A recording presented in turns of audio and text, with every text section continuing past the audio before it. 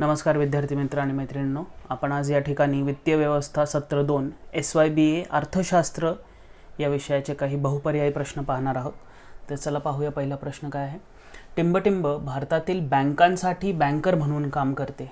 अशी कुठली संस्था आहे जी भारतातील बँकांसाठी बँकर म्हणून काम करते? आपल्याकडे पर्याय आहे ए रिझर्व्ह बँक ऑफ इंडिया किंवा भारतीय रिझर्व्ह बँक, दुसरा आहे स्टेट बँक ऑफ इंडिया, तिसरा आहे भारत सरकार, चौथा आहे वरीलपैकी काहीही नाही. जर इथे आपण पाहिलं तर भारतातील बँकांसाठी बँकर म्हणून काम करणारी एकमेव संस्था रिझर्व्ह बँक ऑफ इंडिया किंवा भारतीय रिझर्व्ह बँक ही आहे. म्हणून ऑप्शन ए भारतीय रिझर्व्ह बँक किंवा रिझर्व्ह बँक ऑफ इंडिया हे या प्रश्नाचं बरोबर उत्तर आहे.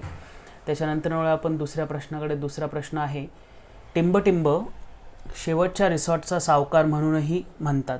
अशी कुठली संस्था आहे ज्याला आपण लेंडर ऑफ लास्ट रिसॉर्ट म्हणून ओळखतो? आपल्याकडे पर्याय आहे भारतीय रिझर्व्ह बँक, दुसरा आहे स्टेट बँक ऑफ इंडिया, तिसरा आहे भारत सरकार, चौथा आहे वरीलपैकी काही नाही. लेंडर ऑफ लास्ट रिसॉर्ट किंवा शेवटच्या रिसॉर्टचा सावकार म्हणून म्हणतो आपण त्यांना. तर ती अशी संस्था रिझर्व्ह बँक ऑफ इंडिया किंवा भारतीय रिझर्व्ह बँक आहे. म्हणजेच लेंडर ऑफ लास्ट रिसॉर्ट म्हणजेच कुठेही कर्ज नाही मिळालं बँकांना तर बँका डायरेक्टली भारतीय रिझर्व्ह बँकेकडे जाऊन त्यांच्याकडनं कर्ज घेऊ शकतात. म्हणून lender of last resort he reserve bank of India किंवा भारतीय रिझर्व्ह बँक आहे. त्याच्यानंतर तिसऱ्या प्रश्नाकडे. RBIने टिंबटिंब वर्षात भारतीय डिस्काउंट आणि फायनान्स हाऊस DFHI ची स्थापना केली होती. कुठल्या वर्षी RBIने किंवा रिझर्व्ह बँकेने ह्या संस्थेची स्थापना केली होती? आपल्याकडे पर्याय 1988, 1989, 1990 आणि 1991. जर आपण इथे पाहिलं तर भारतीय discount and finance house DFHI याची स्थापना रिझर्व्ह बँकेने 1988 साली केली होती. म्हणून ऑप्शन ए या प्रश्नाचं बरोबर उत्तर आहे. त्याच्यानंतर आपण चौथ्या प्रश्नाकडे. चौथा प्रश्न आहे, भारताचे आर्थिक किंवा चलन दृष्टिकोनाने किंवा मॉनिटरी पॉलिसी ज्याला म्हणतो, तर भारताची मॉनिटरी पॉलिसी किंवा आर्थिक धोरण कोण तयार करते? आपल्याकडे प्रश्न हा आहे. आपल्याकडे पर्याय आहेत भारतीय रिझर्व्ह बँक, दुसरा आहे भारत सरकार, तिसरा आहे भारतीय लोक आणि चौथा आहे वरीलपैकी काही नाही. आपल्याला इथे दोन गोष्टी समजून घेणं खूप महत्त्वाचं आहे. एक असती मॉनिटरी पॉलिसी किंवा ज्याला आपण आर्थिक पॉलिसीसुद्धा म्हणू शकतो किंवा चलनच्या दृष्टिकोनातनं तयार केलेली नीती ज्याला आपण म्हणतो किंवा धोरण, ते आहे मॉनिटरी पॉलिसी. तर monetary policy he reserve bank of India किंवा कुठल्याही देशाची सेंट्रल बँक तयार करते, भारतात रिझर्व्ह बँक करते. आणि दुसरं आहे फिस्कल पॉलिसी किंवा वित्तीय धोरण. वित्तीय धोरण म्हणजेच टॅक्स च्या संदर्भात जे धोरण तयार केलं जातं ते धोरण भारत सरकार तयार करतं. म्हणून या दोन गोष्टींमधला फरक आपल्याला माहिती असणं खूप गरजेचं आहे. तर इथे आपल्याकडे मॉनिटरी पॉलिसीच्या संदर्भात प्रश्न होता म्हणून त्याचं उत्तर रिझर्व्ह बँक ऑफ इंडिया आहे. जर इथेच आपल्याला प्रश्न असता फिस्कल पॉलिसीच्या संदर्भात किंवा वित्तीय धोरणाच्या संदर्भात तर त्याचं उत्तर असतं भारत सरकार. तर वित्तीय धोरण हे भारत सरकार तयार करतं आणि मॉनिटरी पॉलिसी किंवा मॉनिटरी धोरण, आर्थिक धोरण ज्याला आपण म्हणतो, ते रिझर्व्ह बँक ऑफ इंडिया तयार करतं. तर हा होता त्याच्या संदर्भातला एक फरक.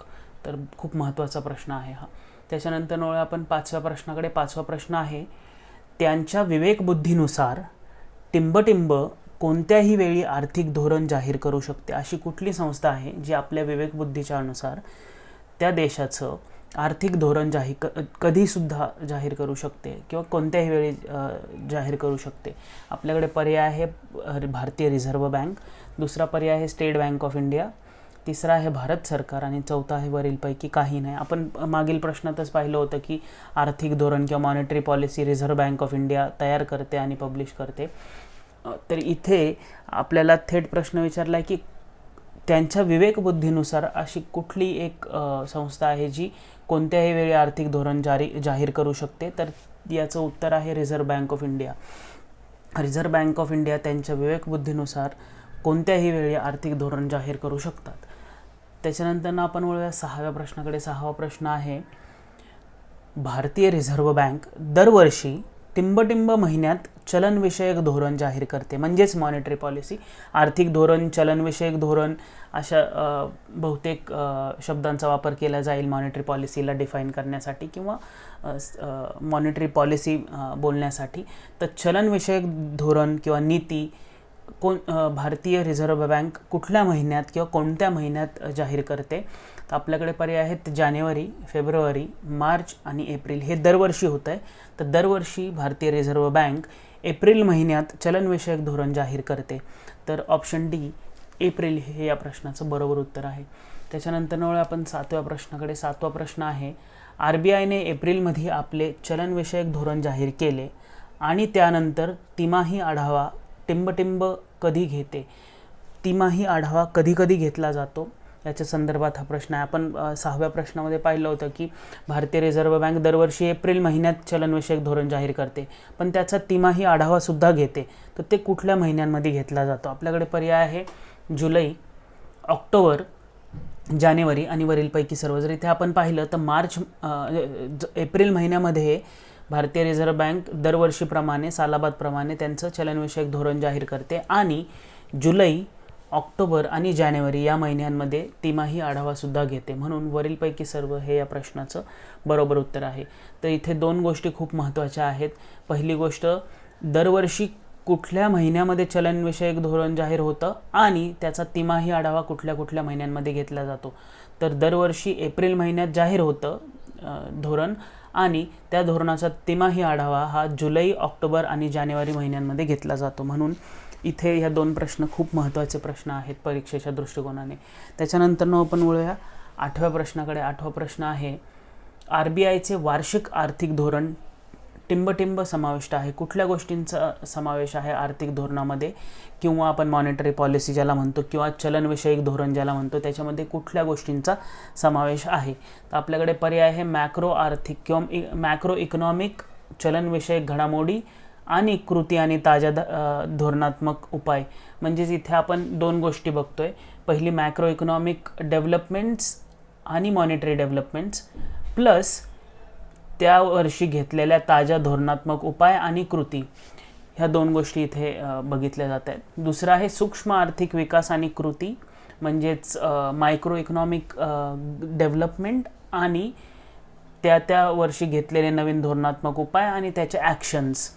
तिसरं आहे बँकांबाबत सरकारचे धोरण आणि चौथं आहे वरीलपैकी सर्व. जर इथे आपण पाहिलं तर भारतीय रिझर्व्ह बँकेची वार्षिक आर्थिक धोरण किंवा चलनविषयक धोरण जे असतं त्याच्यामध्ये option A macro economic developments, monetary developments आणि actions taken and fresh policy measures, म्हणजेच ऑप्शन ए या प्रश्नाचं बरोबर उत्तर आहे. म्हणजेच मॅक्रो आर्थिक चलनविषयक घडामोडी आणि कृती आणि ताज्या धोरणात्मक उपाय याचा समावेश असतो. त्याच्यानंतर वळूया आपण 9व्या प्रश्नाकडे. RBIच्या वार्षिक पतधोरणातील भाग अ मध्ये टिंबटिंब गोष्टीचा समावेश आहे. कुठल्या गोष्टीचा भाग ए?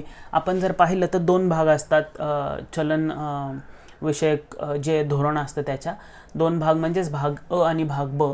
तर भाग अ जो आहे त्याच्यामध्ये कुठल्या गोष्टींचा समावेश आहे? इथे जर आपण पाहिलं तर 8व्या प्रश्नामध्ये आर्थिक धोरणामध्ये कुठल्या गोष्टींचा समावेश आहे, तर त्यामध्ये आपण ह्या 2 गोष्टी, पहिला पर्याय त्याचं उत्तर होतं आणि त्यामध्ये 2 गोष्टी मुख्यतः आपण पाहिल्या होत्या, म्हणजेच मॅक्रो इकॉनॉमिक डेव्हलपमेंट आणि मॉनिटरी डेव्हलपमेंट्स प्लस कृती आणि ताज्या धोरणात्मक उपाय, म्हणजेच actions taken and fresh policy measures.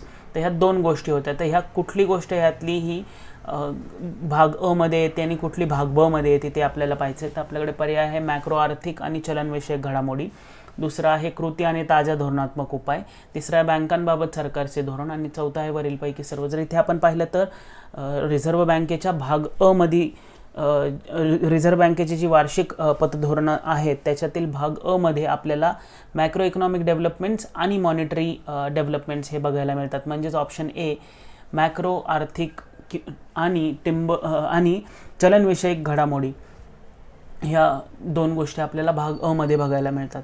तर आता दुसरा स्वाभाविक प्रश्न आहे भाग ब मध्ये काय असू शकतं. तर चला पाहूया 10वा प्रश्न जो त्याच्या संदर्भात बोलतोय. RBIच्या वार्षिक पतधोरणातील भाग ब मध्ये टिंबटिंब गोष्टींचा समावेश आहे. तर तिथे आपल्याकडे पर्याय आहेत मॅक्रो आर्थिक आणि चलनविषयक घडामोडी, दुसरा आहे कृती आणि ताज्या धोरणात्मक उपाय, तिसरा आहे बँकांबाबतचे सरकारचे धोरण आणि चौथा आहे वरीलपैकी सर्व. जर इथे आपण पाहिलं तर मॅक्रो आर्थिक आणि चलनविषयक घडामोडी ह्या भाग अ मध्ये कव्हर केल्या गेलेल्या आहेत.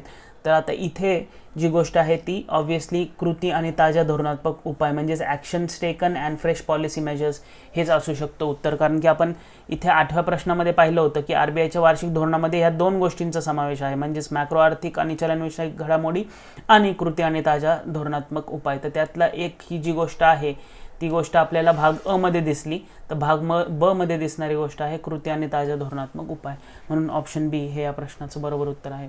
त्याच्यानंतर वळूया आपण 11व्या प्रश्नाकडे. 11वा प्रश्न आहे RBIचे आर्थिक धोरण टिंबटिंब गोष्टी हाताळते. कुठल्या गोष्टी हाताळतात? RBIचे आर्थिक धोरण किंवा चलनविषयक धोरण किंवा मॉनिटरी पॉलिसी हे शब्द आहेत आपण जे वापरणार आहे या दृष्टिकोनाने.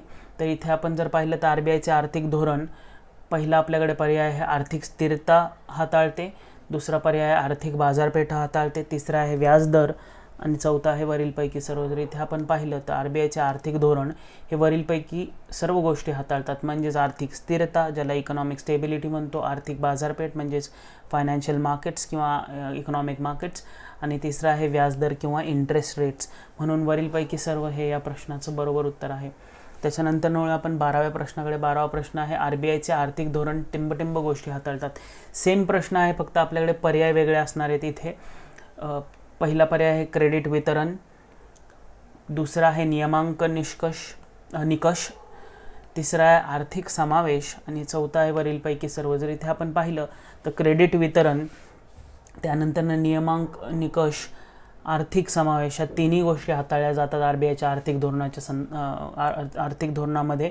म्हणून वरीलपैकी सर्व हे या प्रश्नाचं बरोबर उत्तर आहे. तर इथे आपण 11व्या आणि 12व्या प्रश्नामध्ये पाहिलं की आपल्याकडे RBIचे जे आर्थिक धोरण आहे किंवा चलनविषयक धोरण आहे त्याच्यामध्ये 6 गोष्टी हाताळल्या गेलेल्या आहेत, म्हणजेच आर्थिक स्थिरता, आर्थिक बाजारपेठा किंवा फायनान्शियल मार्केट्स, वित्तीय बाजारपेठा सुद्धा म्हणू शकतो आपण, तिसरा आहे व्याजदर, चौथा आहे क्रेडिट वितरण किंवा पत वितरण, चौथा आहे नियमांक निकष, कुठल्या निकष लावू शकतो आपण, चौथा आहे आर्थिक समावेश, 6वं आहे आर्थिक समावेश तर इथे आपण 6 गोष्टी पाहिलेल्या आहेत ज्या आर्थिक धोरण किंवा चलनविषयक धोरण हाताळू शकतं.